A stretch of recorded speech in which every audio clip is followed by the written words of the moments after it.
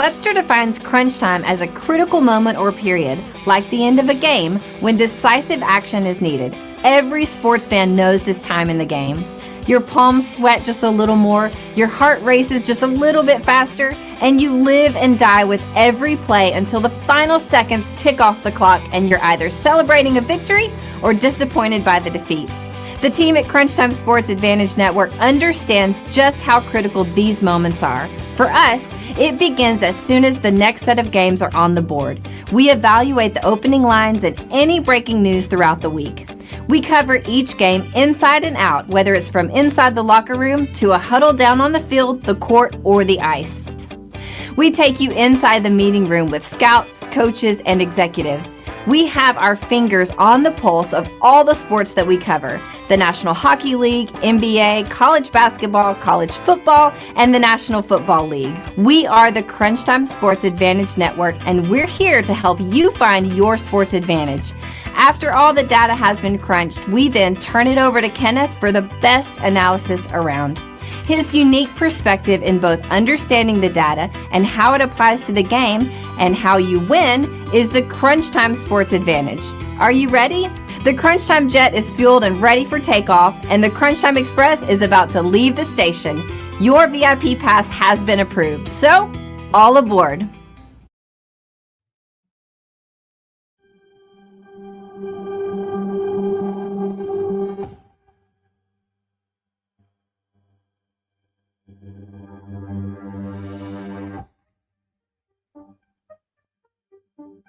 Welcome to the 2024 College Football Team Autopsy Report.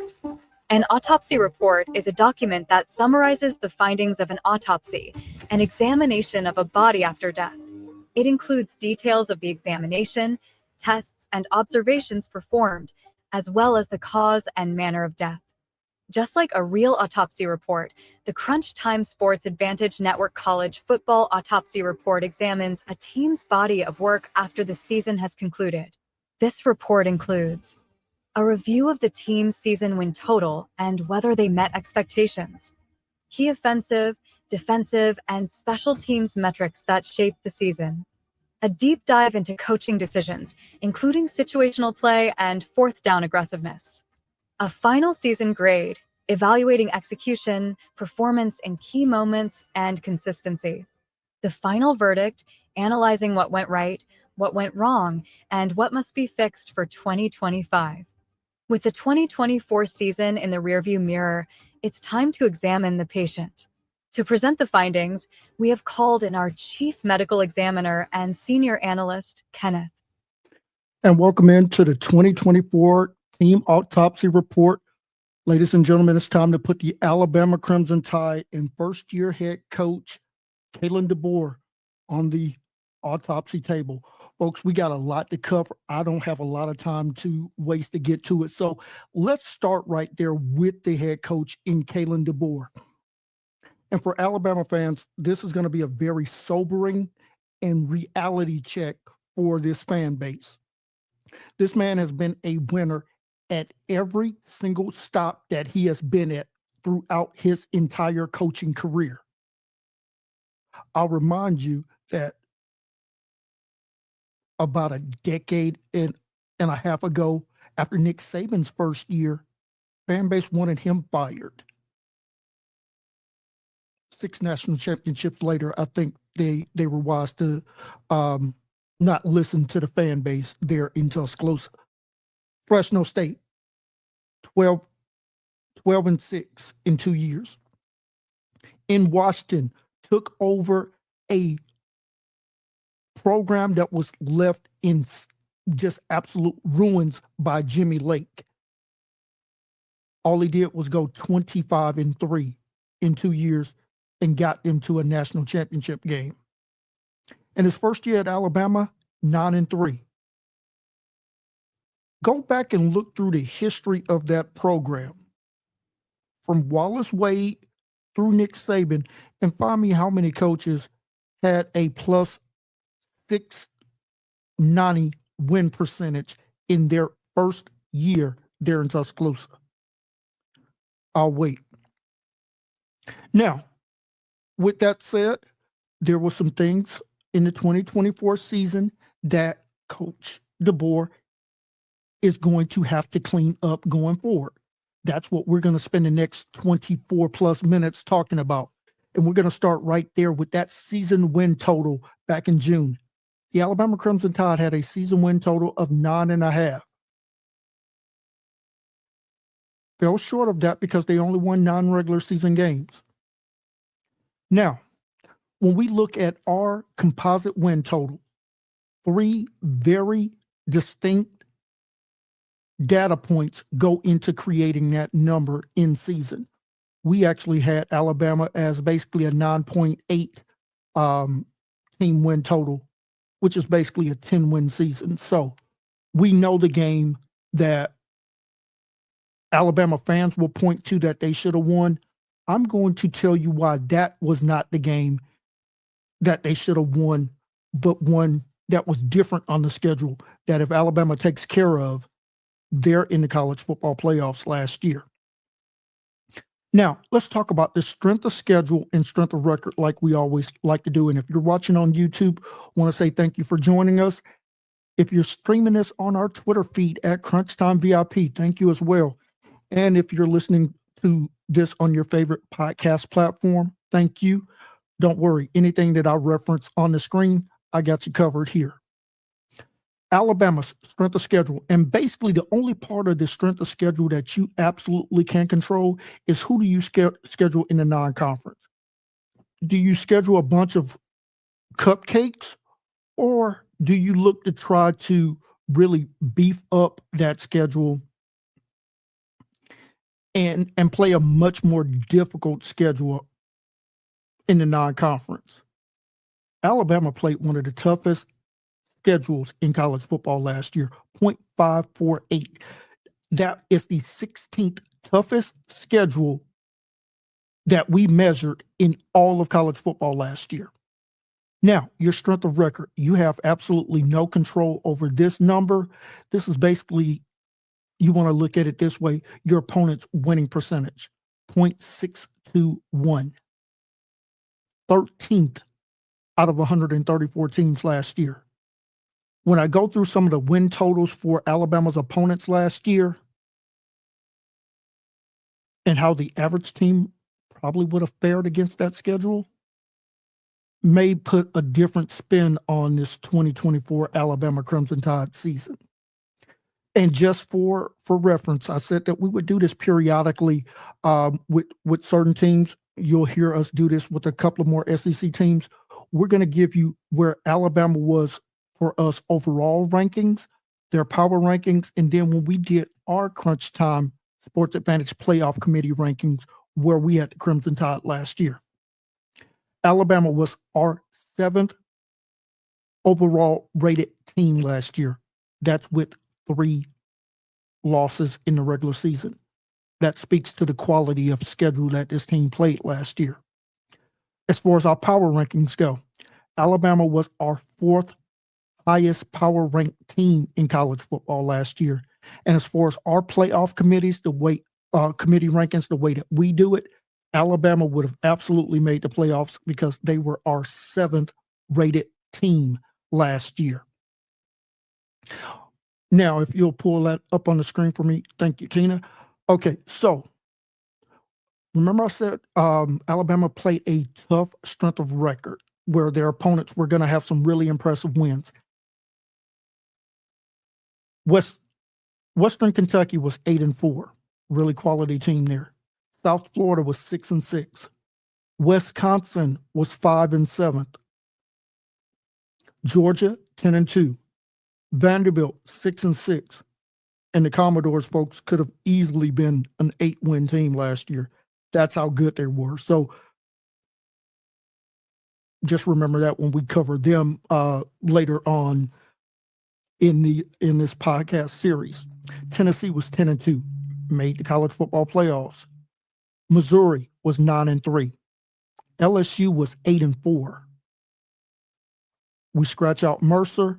Oklahoma was 6-6, and Auburn was 5-7. Now, when I look at Alabama's opponents defensive power rankings, how many of those teams finished inside of the top 68? And the reason we use 68 is because that's how many Power 4 teams we have when you look at the Power 4 conferences in Notre Dame. So how many of Alabama's opponents finish inside of that top 68? Well, not the first two opponents, but Wisconsin was 36. Georgia was the 5th best defense for our metrics last year. Vanderbilt, that's right, Vanderbilt, 32nd best defense in college football. South Carolina was 7th. Tennessee was 3rd. Missouri was 20th. LSU was 29th. Oklahoma, folks, 8th best defense in college football last year. And the Auburn Tigers, 39th. 9 of their opponents were inside of that top 68. Only Western Kentucky and South Florida were outside of the top 90 on Alabama's schedule. So you want to talk about how tough this conference in the Southeastern Conference was last year? Just take a look at Alabama's schedule and find me a team that's outside of the top 40. You absolutely won't by our metrics. Now, let's jump over to, was it an offensive issue, defensive issue, or was it a coaching issue last year? We're going to spend a few minutes to see about this offense last year because there are some question marks about this offense and the way it had to be run last year. So the average team scored about 28 points per game. Alabama was at 35.5. When we adjust for opponent, Alabama is at 40.9 points per game. The passing yardage. Average team last year about 227 yards per game, whether it's Alabama's raw accounting numbers or our numbers adjusted for opponents, virtually identical, 240 yards per game passing. Go back and look in Washington the last year that Kalen DeBoer was there with Michael Penix, and you find me what their passing yards per game was. I'm going to go out on a limb and say it wasn't 240. Average rushing yards per team last year, 160 yards per game. Alabama last year, raw counting numbers, 182.7. When we adjust for opponent, 213 yards per game. We know that's largely due to the legs of one Jalen Milroe last year. We'll talk about his play here in just a moment. And then total offense per game, an average team last year was about 387 yards per game. Alabama's raw counting numbers say about 423 during the regular season. When we adjust for opponent, goes up about 30 yards to 453 yards per game. Let's dig a little bit deeper into this Alabama Crimson Tide, if you will. Average team last year, drives ending with a score, touchdown or field goal, about 40%. Alabama was at a remarkable 55%. Average team scoring touchdowns on their drives was about 29%. Alabama was a tick below 50%. So literally 1 out of every 2 drives were ending with a touchdown, 49.7% of the time. And third down conversions. Average team last year about 39%. Alabama converting on third downs, 49.5% when we adjust for opponent. So the offense, when it was clicking, it was kicking. Alabama did a decent job of taking care of the quarterback, only allowed 19 sacks in the games that we tracked last year. However, committed 18 turnovers. I'm going to spend a little bit of time at the end of this podcast talking about those turnovers because they came in bunches and they came in games that we'll talk about.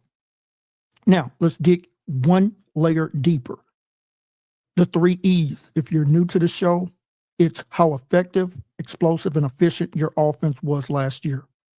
Alabama's force effectiveness was 22nd. As far as being explosive, this was the number 2 most explosive offense in all of college football last year. And as far as being efficient, their efficiency, they were 9th in college football for us last year. Overall, the Alabama Crimson Tide was the 8th best offense in college football in 2024. So you're saying the offense wasn't a problem. Not so fast, my friend, to quote the Sunshine Scooter there in Lee Corso, who I want to wish a happy retirement coming up. Love you, Coach, and look forward to seeing you one more time on game day. Let's talk about Jalen Milroe real quick. As a runner, absolutely dynamic. In 13 games last year, 168 carries, 726 yards, 4.3 yards per carry, and 20 touchdowns. We know that this team used him a lot in those goal line situations, similar to the way the Philadelphia Eagles use another former Alabama quarterback in Jalen Hurts. Now, let's talk about Jalen Milroe, the passer, because here's where the transition in the data comes up. In 13 games, he completed 64% of his passes for 2,844 yards passing, 16 passing touchdowns, 11 interceptions. That touchdown to INT ratio is how you miss the college football playoffs. You cannot, at this kind of elite level, have your quarterback with barely a 1 touchdown. And if you want to play with the numbers a little bit, about 1.4 touchdowns to every INT thrown. Quarterbacks that lead their teams to national championships have a much better touchdown passing to INT ratio. And you say, well, he makes up for it with the 20 rushing touchdowns. Remember, we're not including fumbles in this breakdown. All right, let's go ahead and spin it over to the defense because we got to get rolling. Oh, and before I do, go back one slide for me. Thank you. Okay, so last bullet point. Alabama's average opponent power ranking was 33.6. That would have belonged to a team that was basically 9-3, borderline 10-2 defensively. That's the caliber of defense that Alabama went up against week in and week out last year. Now, let's flip it to the defense. How many of Alabama's opponents' offenses were inside of that top 68? Wisconsin was 66th. Georgia had the 12th best offense in college football last year. Vanderbilt, 51st. South Carolina was 19th. Tennessee was 26th. Missouri, 53rd. LSU, 21st. Oklahoma, 62nd. And Auburn, 56th. Again, none of their opponents inside of that top 68. Average offensive opponent ranking, 48th. You're looking at an offense that's probably somewhere in that 8-4, pushing for a 9-3. All right, let's talk about the defense now. I'm going to just go through what their accounting stats were and what our adjusted numbers were. So on average, Alabama was giving up 17.3 points per game. We adjust that for opponent 13.6. Passing defense. On average, Alabama was giving up 191 yards per game. When we adjust that for opponent, goes down to 158 per game passing. So 33 yard per game improvement there for the Crimson Tide. As far as the rushing defense goes, Alabama on average gave up about 140 yards per game. When we adjust for opponent, that actually balloons up a little bit to 156 yards per game. So about a 16-yard negative there for Alabama. And then as far as total offense, virtually identical here. 331 yards per game. When we adjust for opponent, goes down to let's call it 314. Now, let's take a look at Alabama's opponents' drives ending with a touchdown or field goal. 23.3% of the time. So much better than the average there of almost 40%. Alabama's opponents' drive ending with a touchdown, 15.4%. Again, well below the average of 29%. And then Alabama's defense on third down, again, significantly better than the average of 39%. Alabama's opponents' 29.3% conversion rate on third downs. Alabama did not do a great job of getting after the quarterback last year. 22 sacks by their defense. You're used to seeing Alabama in the low 30s, low to mid 30s with that number. So got to do a better job of getting after the quarterback and getting sacks. Alabama did not do a great job getting opponents off the field on fourth downs. Their opponents went for it 23 times, converted 15 of them. 65% conversion rate by their opponents. That is about 12 percentage points worse than the average team last year. Alabama did do a great job of forcing turnovers, 27 forced turnovers. So they were trying to get the ball back for their offense as much as they can. Now let's take a look at the 3 E's really quickly. As far as effective defense, Alabama was 16th. As far as not giving up explosive plays, Alabama was 10th. As far as efficiency, Alabama was 9th. Crimson Tide ended last year as our 10th rated defense in college football. So you're talking about a team with a top 10 offense and a top 10 defense. Folks, that's usually a recipe for getting you to the college football playoffs. So bullet points. Alabama's offense was explosive but inconsistent in execution. I think we're going to prove that statement to be factual here in just a matter of moments. As far as the defense, elite pass defense, but that rush defense cost them severely. And you don't have to look any further than the game against Vanderbilt, the game against Tennessee, to see how that married up. Let's talk about the coaching and special teams. And we're going to start right there with the coaching part of it first, because this is what the fans wanted to know about. We're going to give that to you. In one-score games, Alabama was 2-2. Against quality opponents, Alabama was 6-3. If you flip that to 7-2, Alabama's in the college football playoffs. Now, penalties have always been a bugaboo for Kalen DeBoer. They were again last year. 7.8 penalties per game, 73 yards in penalties. That doesn't even include the hidden penalty yardage there. So you can tack on maybe another 50 or 60 yards in lost opportunities there. He's got to rein in this team as far as making mental mistakes. You can't be generating 8 penalties per game. Now, let's take a look at the special teams. 5 out of 7 converting field goals for the Crimson Tide.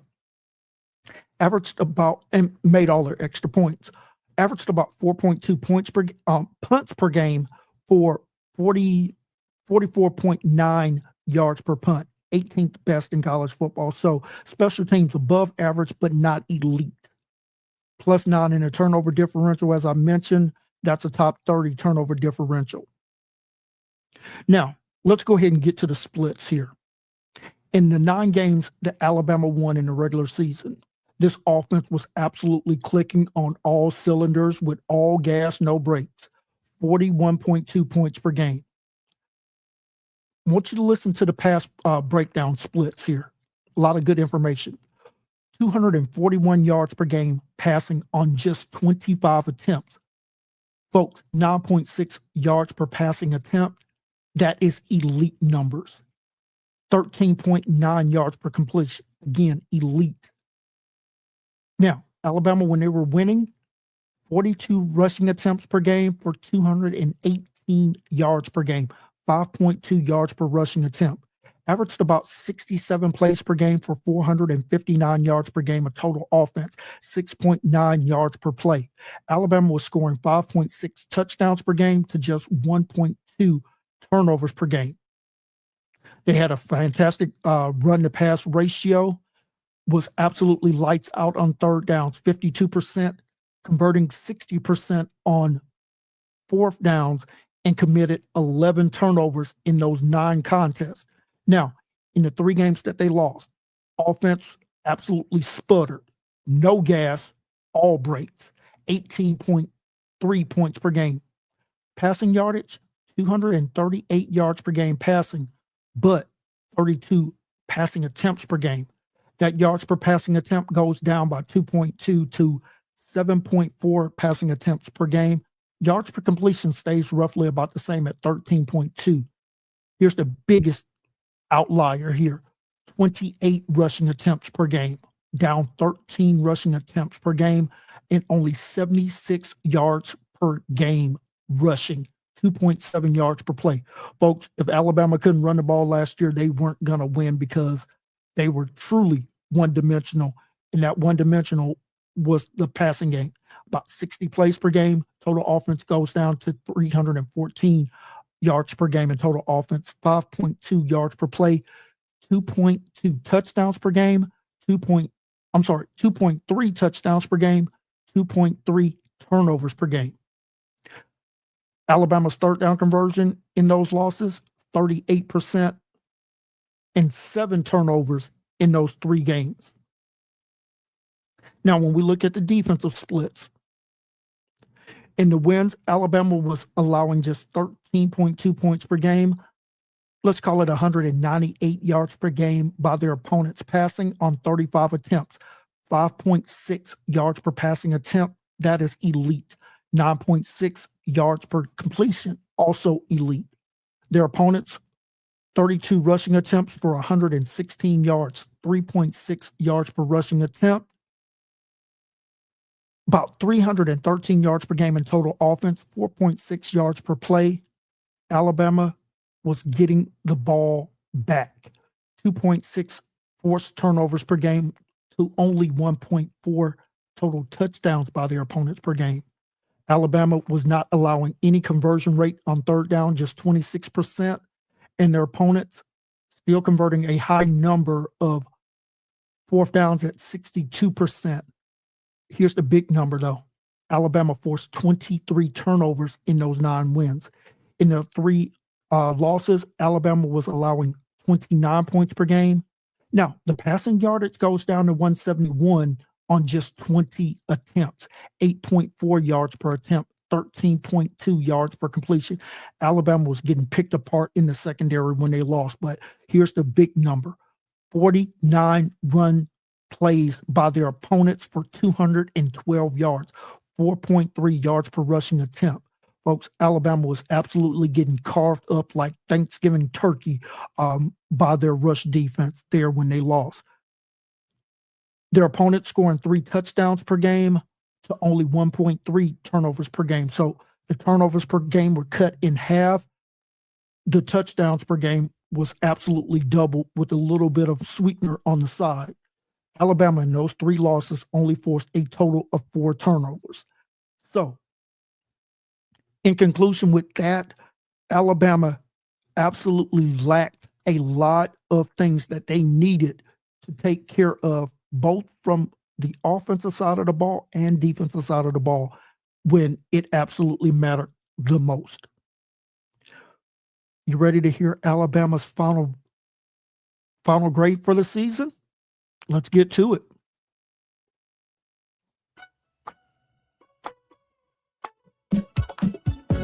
Folks, the Alabama Crimson Tide, under first-year head coach there in Tuscaloosa, Kalen DeBoer, will still get a B+ here from the Crunch Time Sports Advantage Network. Why? We talked about it. This team was absolutely top-shelf liquor with a top 10 offense and a top 10 defense. In crunch time, they didn't take care of their responsibilities both on the offense and defensive side of the ball.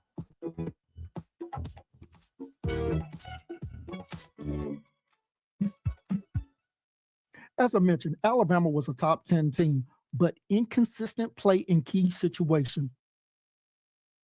A coaching style that was one of the least aggressive going for it on fourth downs and not getting off the field from a defensive standpoint was absolutely paramount for this team in not making the college football playoffs. Their struggles against the run absolutely cost them a shot at the college football playoffs last year. So here are the three things that Kalen DeBoer and this staff needs to fix in 2025 to rectify that and get Alabama back to where their fans believe they should be, and that's competing for national championships. First and foremost, improve the rushing consistency. And this is a challenge to all of their running backs on staff, the ones that are coming back and the incoming freshmen as well. This team absolutely has to run the ball with much more consistency week in and week out.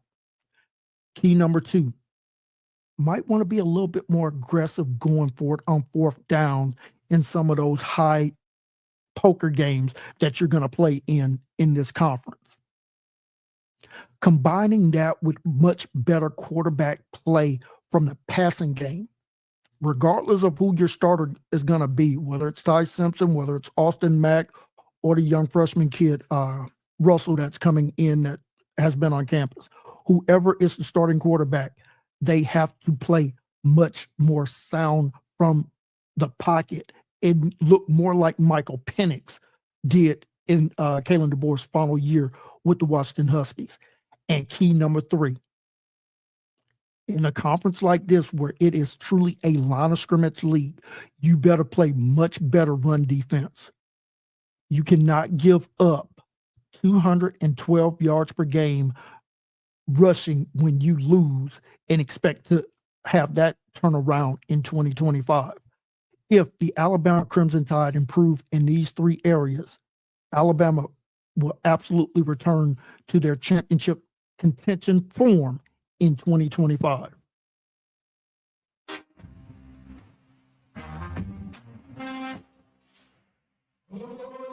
Thank you for tuning into this podcast.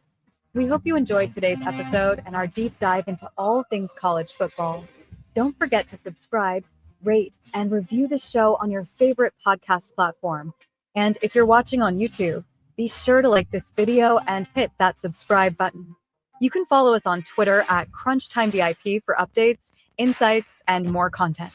And make sure to visit our website at CrunchTimeSportsAdvantage.com for in-depth blogs, game previews, and information about our Crunch Time Express handicapping packages.